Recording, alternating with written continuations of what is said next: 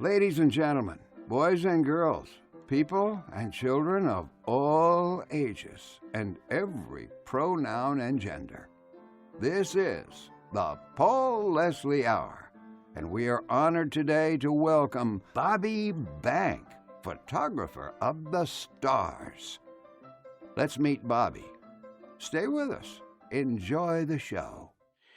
Well, ladies and gentlemen, we are joined by Bobby Bank. He is the photographer of the stars. He has been shooting for more than 40 years now. And I want everybody to check out his website, bobbybank.com. You're going to see a lot of very interesting images on there. He's taken some amazing photos everywhere from backstage, on stage, in recording studios, on movie sets, on the streets of New York. And some of the people he's photographed would include Frank Sinatra in the studio, Bob Marley, Frankie Valli in the Four Seasons, Neil Diamond, Barry Manilow, let's see, Bette Midler, Harvey Keitel, Robin Williams, Kevin Costner, Michael Jackson, and so many others, right? That's all true. And when I was making my list before, I'm looking, he asked me, who would I like to photograph? And it's like, I photographed most of them already, Well, it's a very impressive career, and that career is still ongoing. But where did it all start? How did you get this interest in images? I probably started as a kid. My father gave me a Polaroid camera, the old Polaroid. Right. I still have them here. It's the old Bellows one, the land camera. And my father wasn't sure how to work it too well. And of course, he gave it to me to take the pictures. And, I figured out real quick on how to use that. So that was one of my cameras. My mother went to Russia, my second mom, and she brought back this Russian camera called this EXA, which was a waist level finder camera that used 35 millimeter. And I started playing with that. And from that, my first real camera was a Minolta 101. A Minolta 101. Yep. And that was, the beginning of photography. My dark room was in my room. Had a little Bogan enlarger on top of a file cabinet in order to produce the pictures. I blacked out the windows in my room. But I put black tape over that, and this way I was able to work during the daytime in my dark room. And, my routine, back then was, going to concerts, in college, coming home, putting the film in the fixer developer, hanging up in my bathroom, cutting it up, and then going into my room and printing. That was that. So, but as far as my original photography, I grew up in Sheepshead Bay, Brooklyn, and I used to go out and literally, just photograph the whole Bay Area. Somebody I just posted on Facebook recently. It was a huge snowstorm in 77, and for some weird reason, I get dressed at like 11 o'clock and go out and walk around the neighborhood and photograph the neighborhood in the middle of blizzards. Wow. You just love the art of photography. Yeah, and where I grew up in Sheepshead Bay, the water was right there, the boats were right there. Famous Lundy's restaurant was there, so it was a lot. Coney Island is a hop, skip, and a jump from where I live. So you're just always walking around and just photographing the area. So, around what time period were you in college? What decade was this? I went to PS 254 and graduated from there, public school. Then we went to Shellbank and then to Sheepshead Bay High School. And, You know, the funny thing about my school, Sheepshead Bay High School, if you look it up, there are literally 8 comedians in the comedy field that come from my school. We have Larry David. We have Donna Pescow from Saturday Night Fever. We have Robin Larkin. We have Neil Berliner, who's a comedy writer. We have Jim Bob Williams. We have Fred Stoller, who was on Seinfeld. Yeah. And literally, and then also Michelle Ballin, who was on America's Got Talent, you know, and you look at this thing and it's like all these comedian people came from Sheepshead Bay High School. Is that the craziest thing ever? Yeah. Now, how many of them have you photographed? You know, I'm friends with Donna. You know, Donna and I grew up together from 2nd grade. So Donna, I still keep in touch with this. You know, Neil Berliner, you know, is a doctor. He's a psychiatrist, but he's been a writer, a comedy writer. You know, for the Stern Show. He's also written for Mad Magazine. You know, it is just, you know, just him, really. You know. Mm-hmm. Yeah.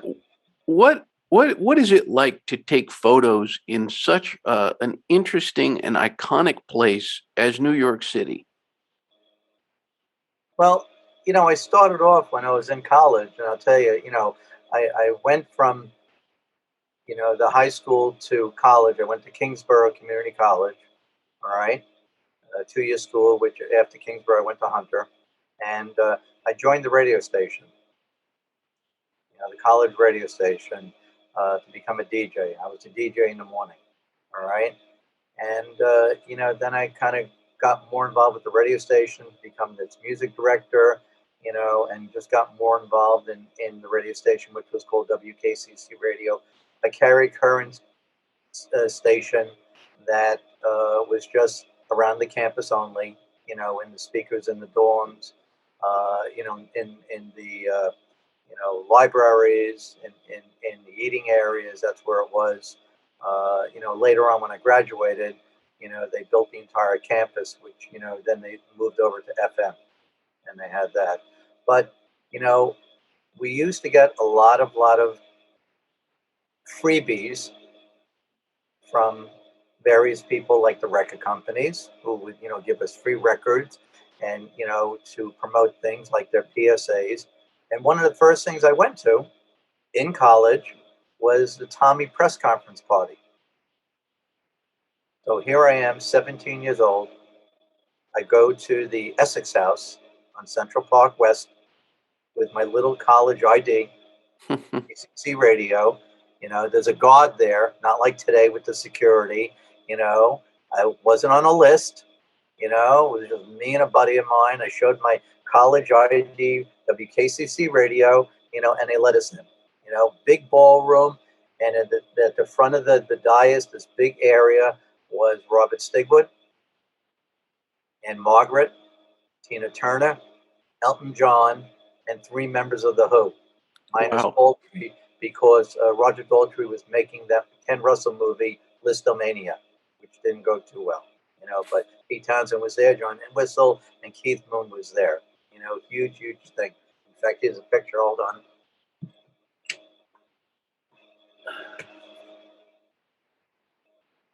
Oh, wow. Okay, and that actually was signed by Pete. Finally, I got him to sign it for me. Nice. So that was one of the first things I did, you know, and, you know, went around, just took pictures. You know, the pictures ended up in the college newspaper that we were there at Kingsborough. And then I just went to more things, more press conferences. You know, one of the next things I did was go over Barry Manilow's house because, you know, they needed to promote him, and, you know, got in touch with the PR person and literally got invited to Barry's house, you know, in New York City. and, What and, did and took pictures at his house. what did you find Barry Manilow to be like? You know, he was just starting out, you know, you know, I was in his house, literally, you know, it was really, he was Bell Records, which became Arista Records, you know, when Clive took it over in 1975. and they really needed all the help they could because the first record died, and now they were working on the second record with Mandy, and that's why they went to the see. A lot of the record companies had college liaisons, Hmm. okay, between the college, radio stations and the record companies. It was an audience that they needed, and they broke a lot of records that way. The Police was broken that way. A lot of acts. Probably Springsteen. A lot of people were broken from college radio. A ton of them. Yeah. And I'm guessing because not only your involvement with the college radio station, but also at the beginning, I was listing all these people you photographed. So many of them are musical people, recording artists. Have you always been a music lover? Yes. Yeah. I own about 6,000 records. Wow, Yeah. that's impressive. Yeah, I have about 6,000 records, all vinyl, still downstairs. Probably 500 to 800. CDs. I still have them. So I love music. And my music is geared more towards the pop music. You know, you know. But when I started in college radio, it opened up a whole thing to interview people, and I started writing a column for my college radio station, and it kind of progressed from there. I went into the city. I went to. I interviewed a lot of people that were involved in recording studios. Phil Ramone, major producer who did everybody, as you know, from Simon and Garfunkel in Central Park and everybody else, and of course Billy Joel's The Stranger, and I interviewed him at A&R Studios. I did the same thing with Arif Mardin, who did everybody, plus was instrumental in bringing the Bee Gees back, from the dead, from both those albums, and just started interviewing people, and then I happened to stumble into the studio that put on the Woodstock Festival, which was called Media Sound Studios, which was started by the two guys, John Roberts and Joe Rosenman. And I walked in the door, literally, and introduced myself and, started hanging around and I started taking pictures. And I was always welcome at Media Sound. And I became friendly with, Manilow's co-producer, Ron Dante, who's the lead singer of the Archies, Right. Sugar Sugar.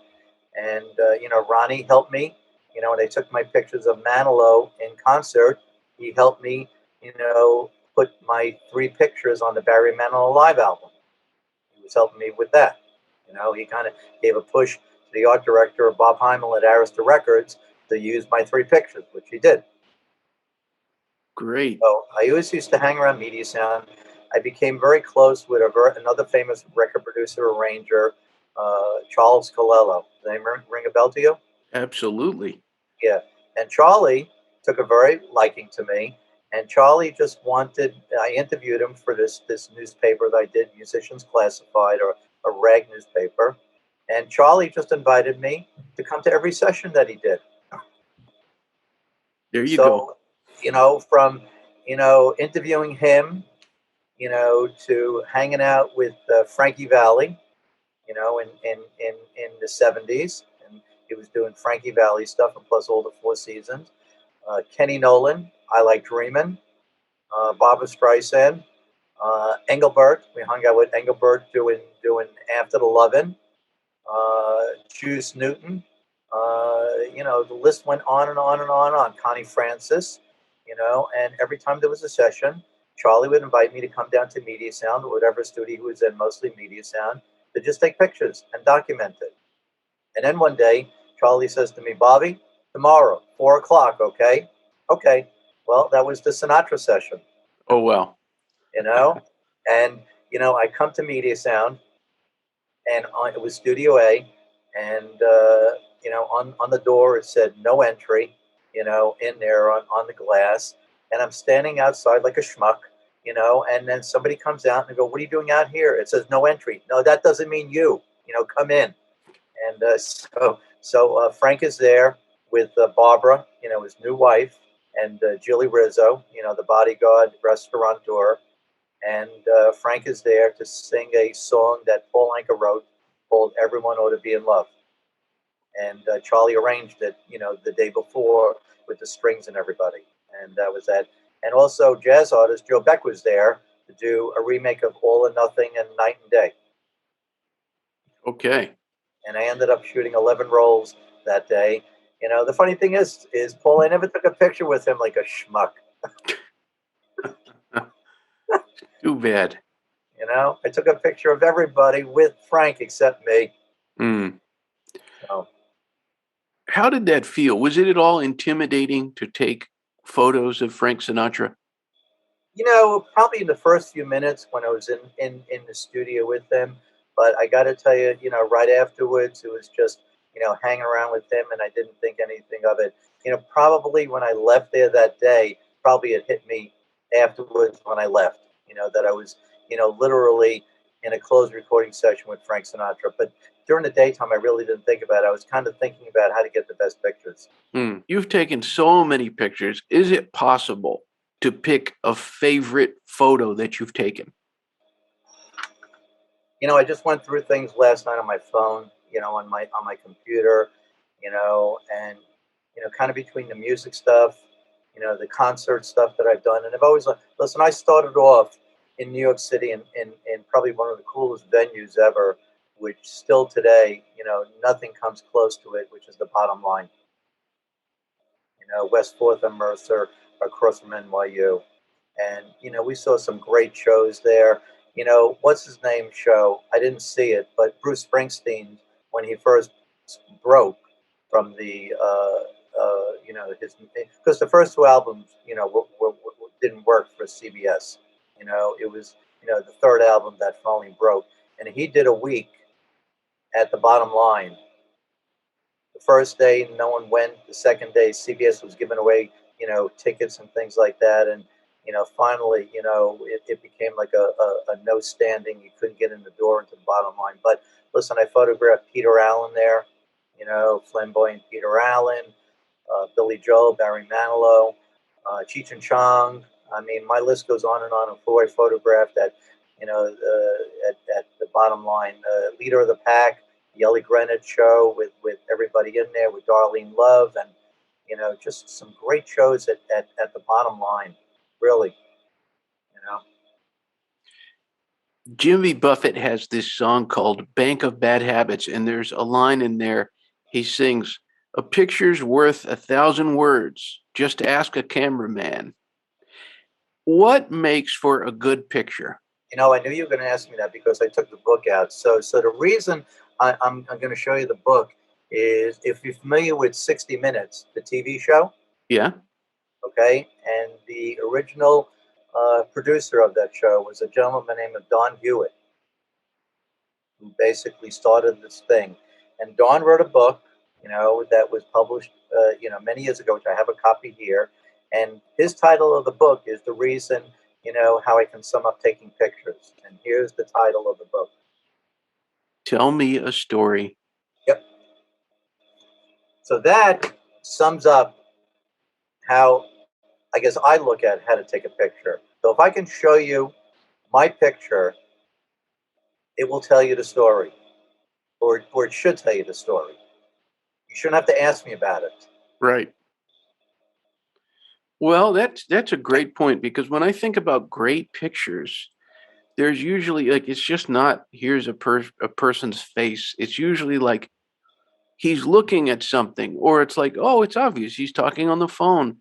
There's some kind of, like, or two people are looking at each other, and there's an emotion, and you realize they like each other, or they're pretending that they don't like each other, but they clearly like each other.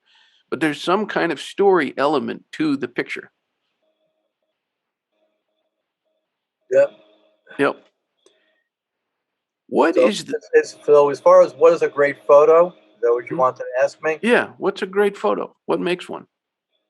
Telling a story, lighting, composition, things like that.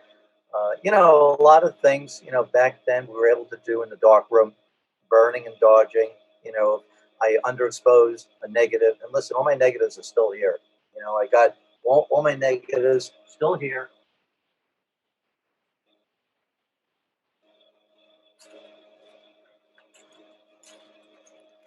Still here. Got Okay. them all.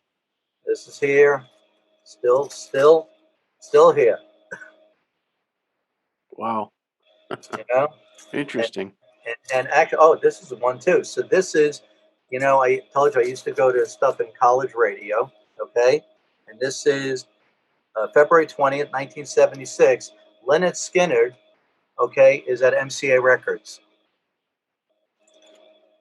2 months later is the plane crash. Mm. And there's Ronnie Van Zant, you know, with his father. So here's my negative, still here. So They're truly artifacts, you know? Wow.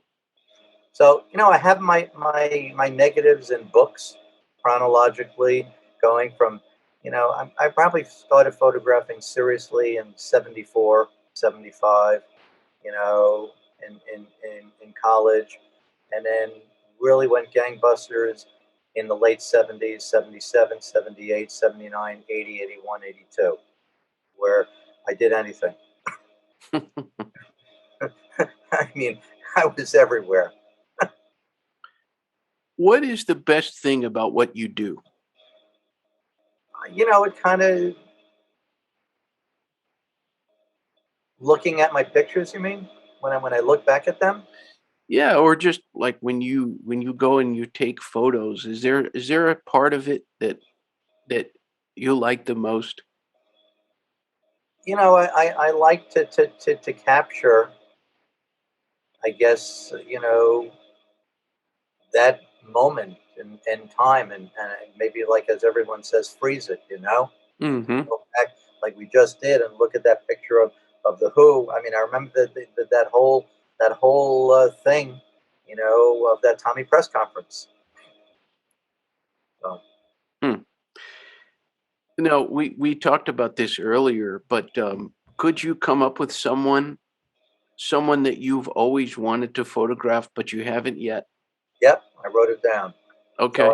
I've never photographed the Stones. The Rolling Stones. Never. Nope. Well, we got to put that I out. photographed Mick Jagger at the vinyl premiere, you Hmm? know, with the Scorsese, you know, thing that was on HBO, but I've never photographed the Stones. I've never Not yet. photographed U2. I've never photographed Linda Ronstadt. I never photographed Stevie Wonder. I've never photographed any of the presidents like Obama and Biden. You know, those are people right there I've never photographed. And have you ever photographed Bob Dylan? No, I never photographed him either. That's another person, right? Yeah, But you didn't you photograph his son Jacob? I did. Yes, yeah, Okay. I did. Yeah, I hmm knew it was one of the Dylans. yeah, I did. Yeah, Has there been somebody that you have found to be especially photogenic? photogenic. Yeah, like you just remember this person, it's like, wow, it's hard to take a bad picture of them. You know, I mean, here's a person who's holding up my work. You know, this is James Gandolfini, Wow. and this is 2 months before he died. Hmm. This is an event we did in Long Island. It was to raise money, you know, for an event, and he's holding up a picture that I took on The Sopranos, as you can see that, right? Hmm. Yeah. Yeah. I Well, mean, Jimmy was great. You know, Jimmy, you know, is like talking to your uncle. yeah. Yeah. I took a liking to him. He took a liking to me. He always liked my work. You know, at any events that he did, and plus I was always on the set of The Sopranos um, when they did a lot of movie sets. What is that like to take photos on a movie set? Well, listen, I'm the paparazzi guy that they hate. You know, so I'm the outsider. They're not too happy that I'm there. You Yeah. know, but listen, I'm there. I document it.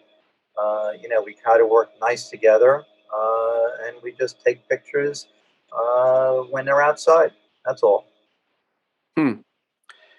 You were just mentioning James Gandolfini. Would you say that he's the nicest celebrity that you photographed? I would probably say Jimmy is up there. Sinatra, uh, you know, uh, who else? Who else did I write down here? Well, I would say him, Jimmy, Sinatra, you know, write those two. Yeah. Is there a secret that you have, perhaps, if somebody, like, let's say they've asked you to take a photo and they seem Yeah. like they're a little uncomfortable? Is there some way that you can kind of get them to relax a little bit? You mean if it's an interview type thing, or if Yeah, it's a one-on-one thing? yeah, you're just taking some photos. I try to get to know him as a person. Maybe I tell him a joke here and there or something, or maybe I bring up food. I'm a big foodie, so I cook. So maybe we talk about food or where they grew up and stuff. Well, food. So tell us, what kind of, I've been cooking. I've been cooking since I'm a teenager. Even yeah, yes, I was in the kitchen with my mother, uh, my second mom, who let me turn the grater for the chopped liver, and I picked up a Cuisinart when I was 16 years old, and brought it home and started using it. I bought one for my mother. So I literally been in the kitchen all my life. I've been cooking authentic Chinese cooking with a Jewish chef, Norman Weinstein. I just been cooking. Every day I cook. I mean, I literally own three Cuisinarts and more things that I can prepare stuff. I have friends that are chefs all over the city, so I just enjoy cooking. what's the best restaurant that you could recommend up in that area of the country? Well, I eat at Becco all the time, which is part of Lydia Kostadovich's, chain, with her son.